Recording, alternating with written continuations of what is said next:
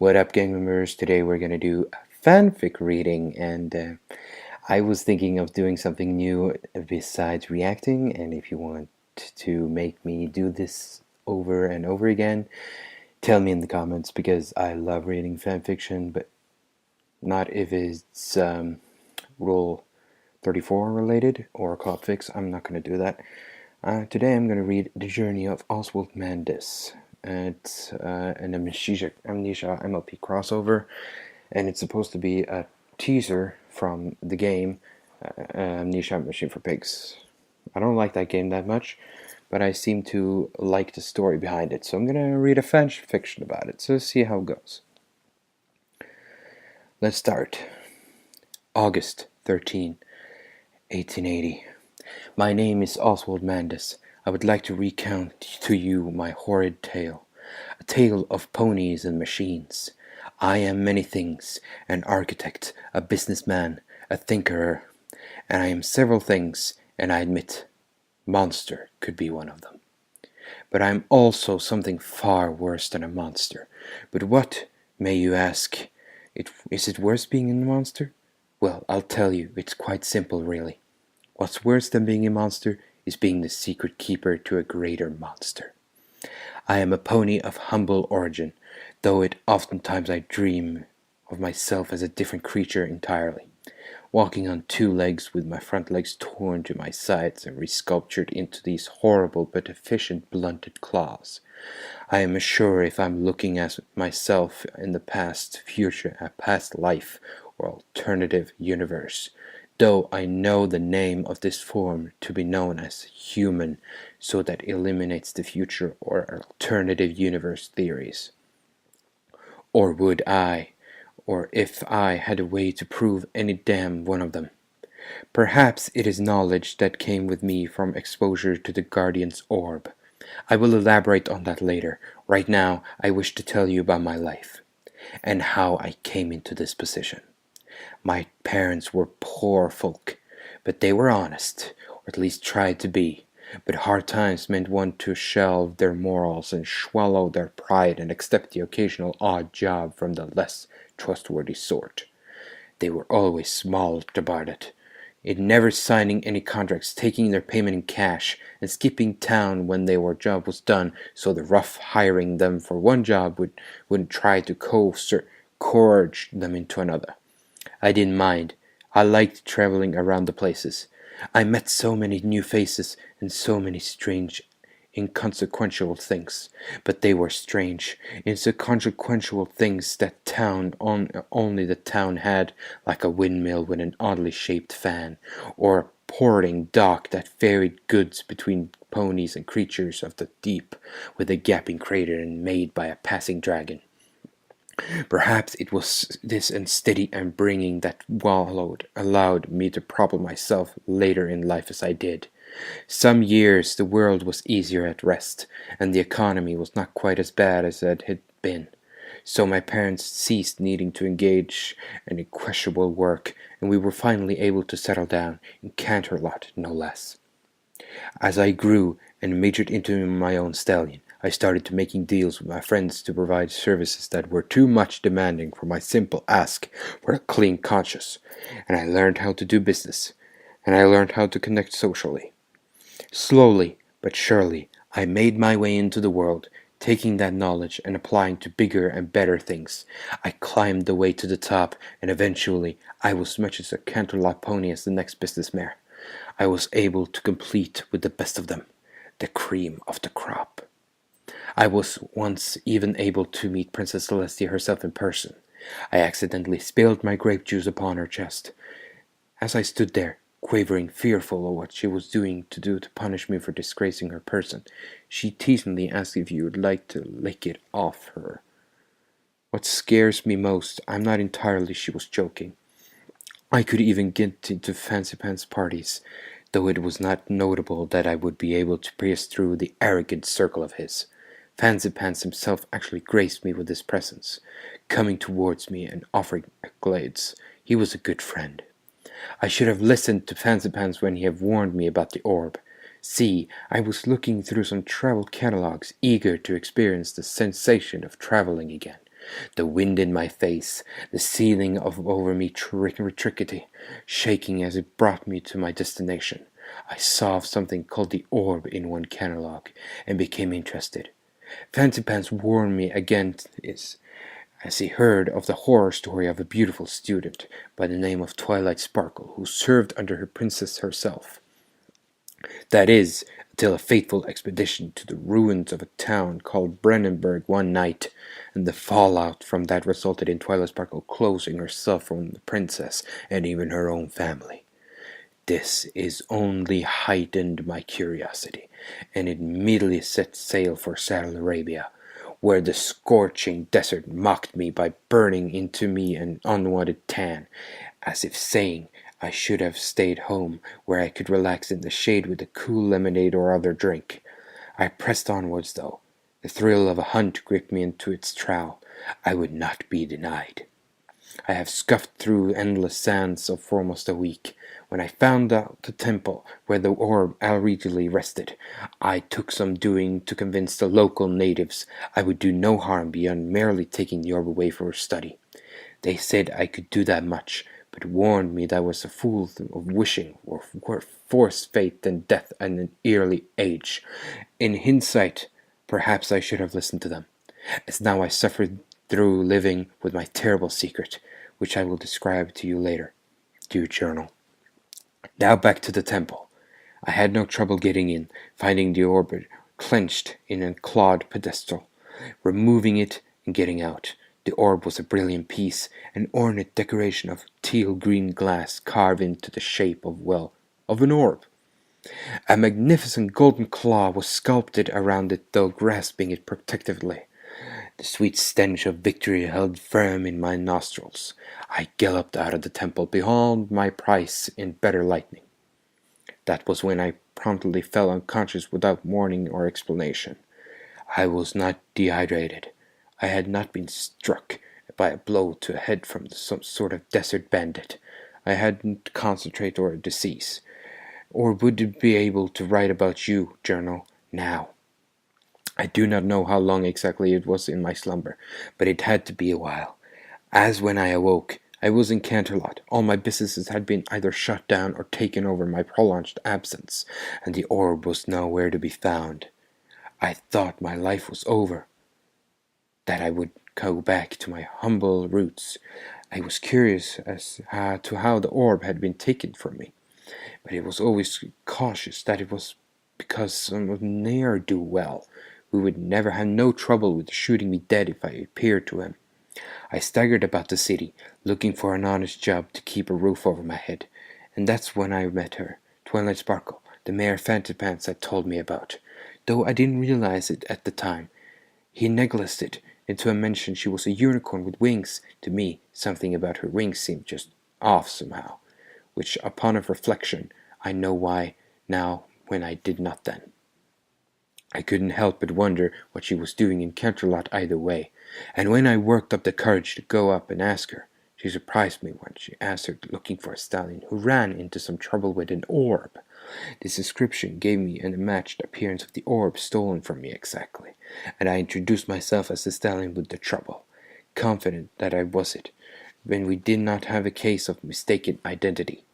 She invited me for a drink in a nearby pub, and we exchanged pleasantries, while at the same time thinking about how the other one of us knew about the orb and wanted from each other. She was more than open about me about her side of the deal. She wanted to make sure I was all right. As the orb had turned her own life upside down, I answered honestly, recounted my tale, how I was out for days and my business had been ruined, and I was out an orb and out a job. She offered me one, a good one, in a fairway town where the ponies had advanced technology that made use for burning coals and rising steam. I happily accepted with a hoof shake. We had employee-employer contract sealed. Twilight brought me to a workshop in this town. I couldn't help but notice far away from the main city it was. She assured me it was for the safety should one of her science experiments go awry. That way, if something caught on fire, it wouldn't spread through the town and destroy some innocent folks' home. I couldn't argue with her logic. Though she led her to our workshop, I couldn't help but feel like something was more going on. Denying my baser instinct, I decided not to question it, though by all rights I should have. She led me inside, and I was amazed by the complex facility within. It was less like a workshop more than a factory. If the factory, the bottom floor was totally of steel and expensive enough that the crowd of several dozen ponies could be seated comfortably on the ground floor. The ground floor was devoid of all but a desk with a typewriter on it to the right side of the room. When I asked Twilight about it, she answered it was her desk, and that the majority of work was done upstairs. I looked up and saw a steel bridge in the shape of a plus sign, linking a wall to wall leading to hallways on the second floor, but I had yet to see the most of it. She guided me through her building, up the well-hidden stairs, to what was to be my own office. As we ascended further, I heard the sounds of odd moaning, like two lovely ladies having a good time with each other. She quickly pulled away from the door. The sounds were coming while assuring me what her other employees did during their off hours was none of my business. It was a good thing she was leading me, as I did not think I would be able to navigate the twisting labyrinth of steel by myself. To top it all off, I haven't in most complex of it yet. My office was a nice room. There was a desk, a typewriter, some pens and papers, and oddly a bed and a small mini fridge. When I turned to ask Twilight what the reason for that was, she answered that most of her employees actually lived in the building as well, sometimes working overtime, sometimes working off hours, and very occasionally just like living normal ponies, doing whatever as they did when they were off the clock. She was jokingly assured me that she wasn't keeping slaves and told me I could live here on the nearby town at discretion. Not quite sure she was joking at the moment. I chose to live in the town, though later I would discover my fears were unfounded. I went to work diligently, like the good little worker bee. One day I was called upon by Twilight to take care of some mensual fetching errand, getting her material from other office on the second floor. It was then I discovered how really truly complex and brilliant the building was. The hallways on the second floor led into tiny rooms with doors on all sides, and so many of them. It led to too many different places. It was like the one painting with the stairs, the one with several dozens of different stairs leading through even or so dimensions. It was just like that, only with the hallways instead of stairs. Twilight Sparkle soon came to me, saying that she wanted to know what she was taking so long, and she came and got me when she realized that I didn't know my way around the place. As I continued working there for the next several days, I was often sent out to town to pick up some groceries for the other employees. When I returned from the particular trip, it occurred to me that her employees had been oft mentioned, but hardly seen. She seemed caught off guard by inquiry, but explained to me that their employees had deformities they kept from them being in the public without being shunned. That struck a sore chord with me. I hate when the ponies prejudge over injuries, conditions that poor ponies were cursed with that they had no control over. Over the course of the next couple of weeks, I established myself a hard worker that Miss Sparkle could trust. She and I began conversing directly with each other, bouncing our ideas off the other. Slowly but surely, seeds for the greatest creation were planted in the midst of these talks. After I had been working there for a while, well enough to see at last into the winter of the year, Twilight saw it fit to take me aside from my work and tell me about her own experience with the orb, or orbs, as she explained to me. She had been on an expedition to the ruins of Castle Brandenburg, and from there she and her mentor, Celestia, excavated the orb lying there. Twilight was briefly entranced by its beauty, but once she was snapped out of it by a fellow researcher who went mad for unexplained reasons. She knew that the orb was something evil and tossed it out of the window of hers, and the princess carriage with due haste. But the evil inside the orb had gripped Celestia, and behind her student's back, Celestia went to reclaim the orb from there. Twilight stole it from Celestia's chambers, hoping to destroy it or exorcise it. But then Celestia sent in the military to reclaim it by force. She wasn't as open about what happened after that, but she shared with me her Benningberg papers, a collection of diaries and journal entries retrieved from the building that told more of the orbs, and now how they seemed protected by a shadow Miss Twilight was careless of the incident I referred to as the Guardian. Reading them, though, I saw that poor chap named Daniel had also been a victim to this Guardian, and I reflected it was a shame that Daniel himself could not be with us, as his life had been destroyed by the orbs, just like ours had been. Twilight agreed with me, though she sounded detached about it. Later that night, though, Twilight Sparkle invited me to her private quarters, a separate room of any office, such more than suited to living it. It even had its most own bathroom, in addition to the bed and dining table. Twilight took a perch upon the bed and gazed at me curiously, and suddenly I felt inadequate, almost as if it wasn't good enough for her. She gestured me to join her on the bed. And well, let's say she seduced me and leave it at that. Yeah, we'll leave it at that.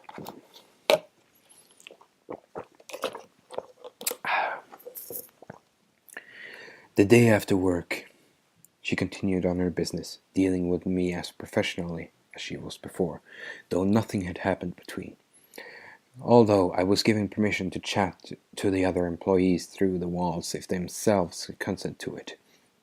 I found one who was willing to talk, and from the sound of her voice, I would have to call her a country bumpkin southerner sort. Kind of honest, but from her blunt method of talking, I wasn't going to have a fun explaining to her also the machine so I adored. She told me her name was Applejack, and when I spoke of my encounter with Twilight in an attempt to clear my conscience, Applejack then delightfully informed me that Twilight had an appetite for that sort of things, and I did with all her employees. I wasn't sure whether to feel better for not being Twilight's only mark, or worse about myself for being her most recent. Now, about the greatest creation I spoke of. In the winter, Twilight Sparkle and I continued trading ideas along with a few barbs, and flirtatious innuendos, and eventually came up with a grand design, the plan for a great magnificent machine, a flawless contraption, a complicated gears, and unfurling wires that wound on themselves like an Erebus snakes, cycling on themselves to infinity. As we began to discussing the purpose of the machine, my mouth began to water as I imagined the amount of steam, coal, and electricity that would be needed to power it. I wasn't clear to what I did exactly, but it would be great. It would aid the common pony. It would make the city a better place to live in. It was blissfully ignorant to how literal Twilight Sparkle was going to make that last statement. Twilight Sparkle purchased the services of carpenters and masons to add another parts into the workshop, as the machines were to be large and need the room entirely of it. I wonder where she really got all that funds that she had. At first, I thought it was leftovers from her time at Studden under royalty, or that her business was just more successful than I realized. However, looking back into it, I found that highly suspects, more like several other things I should have questioned but didn't. That one is a bit most forgivable, though, I think. Oh, listen to me ramble on. Where was I? Oh yes, the machine. We spent hour over the furnaces, taking a brief crash courses into the art of blacksmithing. No pony could know about our machine but us and the rest of the unseen co-workers. We built every part ourselves, though we did cheat, and used Twilight vast and powerful magic for some smaller bits, or parts we needed to multiply us off. We got so lost in our work, I had forgotten all about my awkward encounter with Twilight on the bed, and by the time we snapped out of her haze, weeks had been and gone, and the glorious machine was completed. It was a cylindrical in shape, and practically the size of a large house. I cannot even begin to tell you where the wires ended and the gears began to titanic gizmo. Large golden gears stuck out of it, rotating slowly while the pistons fell from the rows from the other side, going so slow because it was so big, making any of the parts go too fast, had in making the machine bring too much force on itself and make it collapse. At the very top was an opening and closing hole that was in my vision, but I didn't mind at first. It was a brilliant thing, a true masterpiece of mechanical, modern marvel. At this time, I still hadn't given much thought of what I did, other than the fact that it was a big and would improve the quality of life, but Twilight Sparkle had. She had clear goal and steady mind before she started working. In our trance states, she never forgot what she was building this machine for. She showed me. She showed me that the dark purpose she had given me to my machine, unrefined from its state, was a real idealistic dream in my head, and I finally met her other employees face to face, and I understood very well why they hid themselves from prying eyes when I laid my eyes upon the terrible things done to them. Words alone cannot describe the treachery I felt. Twilight Sparkle had taken my machine and breathed into it the function it would serve, the function it performed, the function I did not and never intended for it. She showed me exactly what the machine did and how it would improve life for every pony. I could not believe my eyes that my creation could perverted and corrupted like that. The things it did. I, no, I'm sorry, dear journal, for staining your patient pages with my tears, but the thought of what I saw that things do, that was not my machine anymore. It was Twilight Sparkle's torture device. I saw in his eyes. Oh, dear Celestia, have mercy on my blighted soul. The look into his eyes. Dear Luna and Celestia, up above, you, journal, are the only one I know will not judge me for my sins. I knew that I would not let this be my legacy. I knew what I had to do. Easier said than done. I had to kill Twilight Sparkle and keep her from using the dreadful thing. I snuck out of night, lying to her that I was going to put out the use of my vacation hours that I have earned.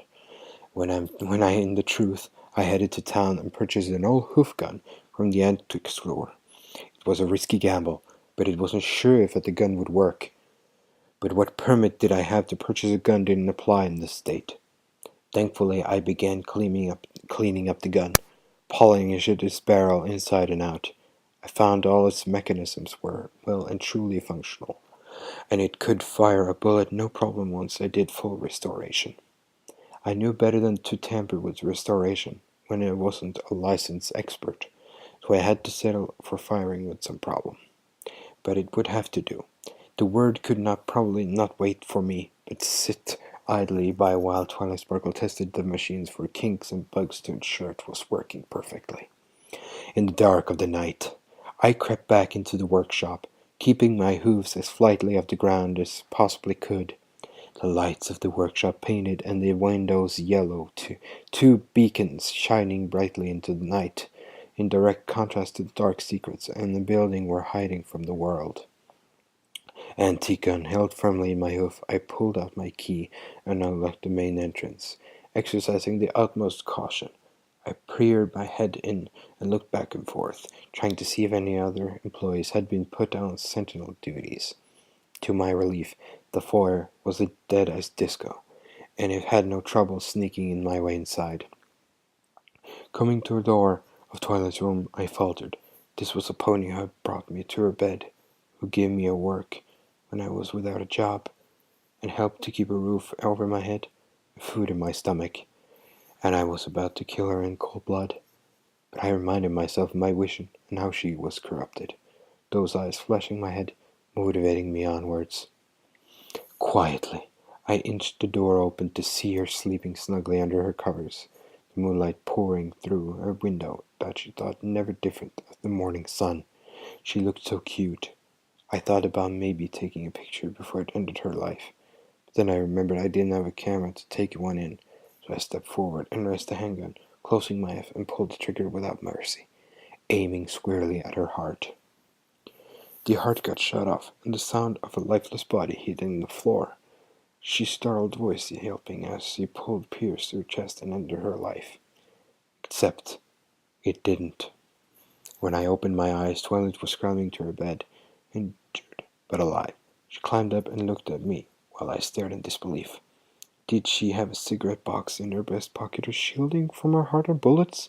I read about ponies doing that. Was my aim off? I missed her vitals? I snapped out of my reverie to realize Twilight was glaring at me, her purple eyes narrowing into slits of pure darkness, as cold as the very night that now encompassed us. My heart sank into my stomach, and I grimaced, the gun in my hoof quaking. Her horn lit up with magic, and though I could not see any sign of injury, I knew my gun had ceased to be ability to function. She spread her wings and flew over the bed, landing daintily toward me. I did not even try to put up a fight. Earth Pony blood infused me with strength, but even Mosley's strongest blow wasn't enough to deflect the magic of some pony could bend the very fabric of reality to serve her measly whims. Imagine, if you can, my surprise when, instead of punishing me or killing me with a thought, she simply walked right by me, using her magic to levitate a coat off the coat rack onto me. She came back to my person and resolutely threw a scarf around me before handing me to envelope. To write my letter, a resignation, and one last paycheck so I could feed myself. It was understandable I had trouble proceeding her benevolence towards me, but I managed to write the letter and sign my name before leaving out her room. And in the main entrance, as I stepped into the bitter cold, I was stopped short, turnabout, shaking my hoof as the second-story window. Goodbye, Twilight Sparkle. I pray the word would never have to suffer from your dreadful machine. I should have not said that. As she came out the door after me, eyes twitching with all meaning of summer, with no contact with reality, I turned to run, and run I did, and I was not far at all when I realized she wasn't chasing me. I turned back to her. She took a deep breath before bellowing at me words I will always remember. So they haunt me in my being. They echoed the walls of the snowy mountainsides, making sure that if his screams did not make me remember, then their echoes would. It was our machine! Our machine! Echoed into the mirrorless night, bouncing off the walls but like a balls of poor table after a particularly well-aimed shot from one of the players. Our machine, our machine. I heard her mutter into the snowy winds as she turned around and went inside the comfort of her workshop. As I marched out to start looking for a new home and a new job, I reflecting in a bitter truth in Twilight's words, I made that machine just as much, if not slightly more than Twilight did. I am equally responsible for what it brought to this world and what it could do. I write this page in hopes of some pony finding it before it's too late. I can imagine several possibilities to ask why you might be reading this now. Prying into my desk journal pages. Perhaps you are Twilight Sparkle herself, having decided I was too risky a loose end to not tie up. Perhaps you are a common crook running through my things, or something worth stealing. Perhaps you are merely a rambunctious, a young child who doesn't grasp property yet. Perhaps you are police, investigating many things for clues about my potential murder. But no matter which case is it, I beseech you, dear, unknown reader, that now you know of the truth, go to Twilight's workshop, do whatever it takes, burn it to the ground, shoot her a second time, throw something in the boiler to stick something between the levers, jam the police. Anything, whatever it takes, just stop the machine. Oswald Mandus. In her workshop turned factory, Twilight Sparkle observed the journal page at her work desk in the foyer. Ah, Applejack Plumleaf lay standing behind the chair, awaiting further orders. Ah, so that's what happened to our dear Mandus, Twilight reflected to herself, levitating the journal onto her desk. Anything interesting, mistress? Applejack asked concernedly, sounding fearful she was going to be told to do some nasty to Oswald, which she would be willing to do, but would really rather not have to. Plenty of interesting things, Twilight answered to Applejack, snapping the open journal shut and pushing it aside. Without any words spoken, Applejack knew that Twilight wanted done, and took the journal. Now you remember my instructions? Twilight asked, with a quizzical eyebrow. Let's see, Applejack stuttered, turning her head away and rubbing her chin. Steal Walt's journal, bring it to y'all into red, and take it back when y'all were done before she knows she had been robbed? Applejack asked at the last part a little hopefully, not sure of our chances being right and fearful how now Twilight react if she was wrong. That's right, Twilight jovially confirmed. Go to that, sweetie. Right, Twilight turned towards the main entrance. Then stopped. Yes? Twilight demanded irritably, knowing her servant wouldn't have delayed if there wasn't something troubling her. Well, are we gonna do anything about Mr. Mandus, mistress? Twilight seemed to think about it for a minute. Something that Applejack found cause of worrying. No, Twilight answered. I have too much respect for Mr. Mandus to have him suffer an accident. Besides, it's not like she's going to do anything about it soon. If what I've read soon and need to go by, my plans for the machine will go unhindered. Unless he bucks up and tells some pony. Somehow, given that he's written into it, his journal as a last request, I don't think he's confident enough to tell anyone. He feels guilty about making it, and he won't be able to confess his rule and role. I assure you, Applejack, we are quite safe to proceed as planned. Oh, yes. Well, that's all actually, the end of the prequel. This was the journal Oswald Mandus.